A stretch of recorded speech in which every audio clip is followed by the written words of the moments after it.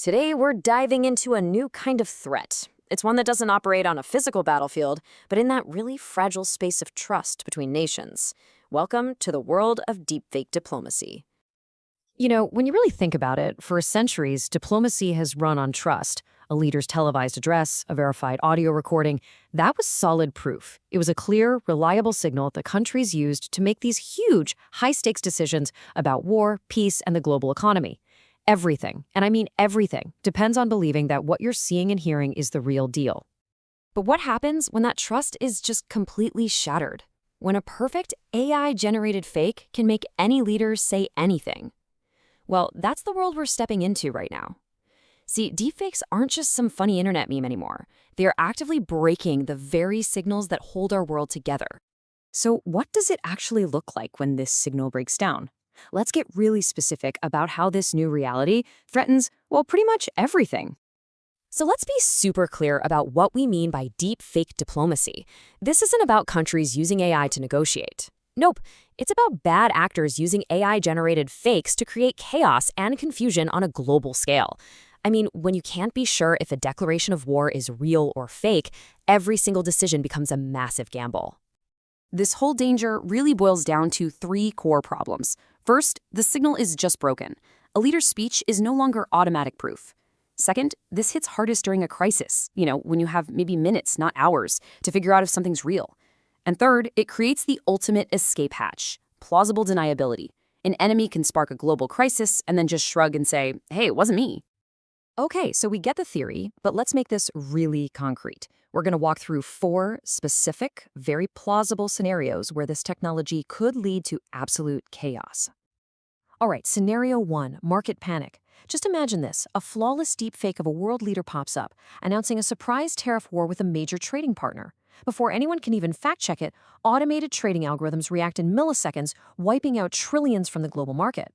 And this isn't just sci-fi. The World Economic Forum's Global Risks Report calls this geoeconomic confrontation, and deepfakes are basically the perfect weapon to light that fuse. Now, let's take that same risk and apply it to the military. Imagine a deepfaked audio message that sounds exactly like a top general ordering a preemptive strike. By the time anyone confirms it's a fake, the missiles could already be in the air. There's a reason the WEF report ranks state-based armed conflict as a top 3 global risk, and a deepfake could easily be the spark that ignites it.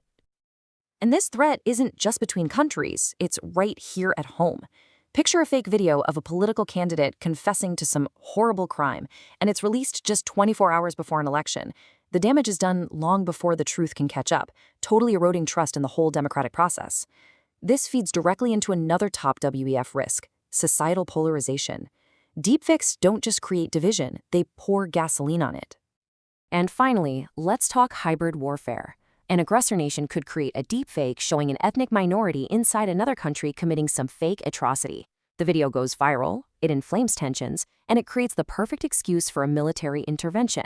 Misinformation and disinformation, another top WEF concern, is no longer just about fake news articles. It's about creating a believable, weaponized reality.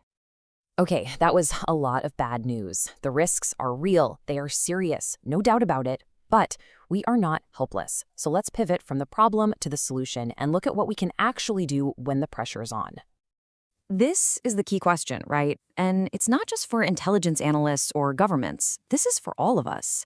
When some shocking video lands in your feed, what's the protocol? What are the immediate steps you should take before you react, before you share, and definitely before you believe? All right, here is your crisis playbook. 5 simple steps. First, trace the source. Who shared it first? Was it a real news agency or just some anonymous account? Second, check the context. Does the background, the time of day, does it all make sense?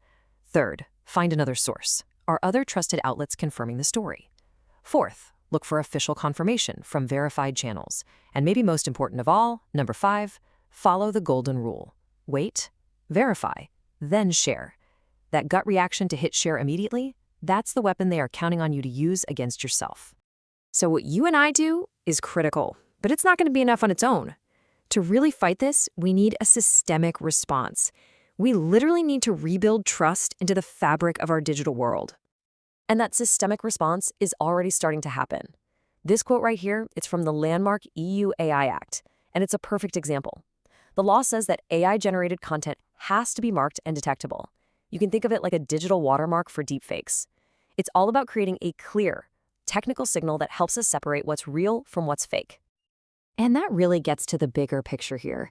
In a world that feels like it's fragmenting and getting more polarized every day, these kinds of systemic rules are like a form of digital gravity. They're designed to create a shared foundation of reality, a bedrock of trust that can hopefully hold our world together. So the overall strategy here has three main parts. First is labeling, like we just saw with the EU law. Second is detection, building smarter and faster tech to automatically spot the fakes. And third is something called provenance, which is basically a secure digital chain of custody for content, so we can always trace it back to its original trusted source. The goal isn't to ban AI, it's to build an entire ecosystem where truth is actually verifiable. So we've covered the problem, your personal playbook, and the big picture solutions. But this technology is moving so fast, and the future is still pretty uncertain. So that begs the question, where does the biggest danger lie in the next few years?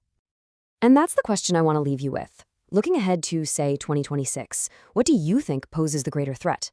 The potential meltdown of our democratic elections, or the terrifying risk of accidental military escalation? The answer to that is going to define this next decade of digital trust. Drop one word in the comments, elections or escalation, and let us know what you think. Thanks for joining this explainer.